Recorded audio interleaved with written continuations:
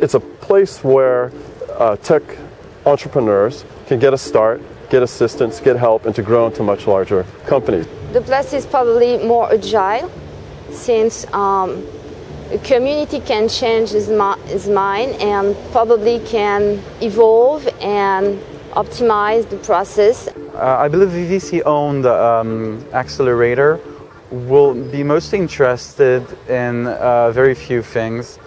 And the fact that this is owned by the whole community will probably open more projects and will most likely see more diversity.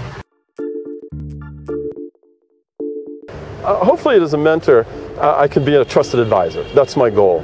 I've been in 6 venture-funded startups and several other self-funded startups, and it's hard work. And when I think back at the best mentors I had 3 very good mentors at my most successful company. My challenge would probably to work quickly and to be very agile and be opportunistic probably too, and to have something very concrete and very fast. Well, first of all, I'm an entrepreneur myself, so I kind of went through what these people are going to be going through or are going through right now. I'm very involved in an international community. Most of my user base is in the US, so I can probably also help them understand what going global means, and also help them to launch their project not just in France but to a global audience. Okay, the first time I ever worked in Paris was in 1985, and we're quite a number of years later, and I see vast changes. The first thing is the network is growing and people get to know each other.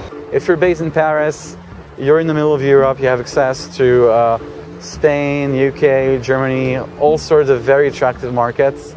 And I would say more diversity maybe in a single language market. I think with the camping, it's a place to build an infrastructure to create the equivalent of a Silicon Valley here in France.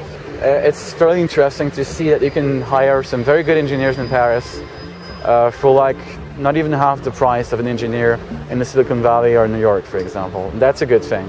3 things that are happening are that the lower costs, you don't need as much capital to start a company. The second is that people in France are more willing to take risk. If you look at the inscriptions in Startup Weekend, Seed Camp, all of the different programs to help you make a startup, huge subscriptions in France. And then the third thing is you have Le Camping, which is the building of an infrastructure to support the people that want to make startups.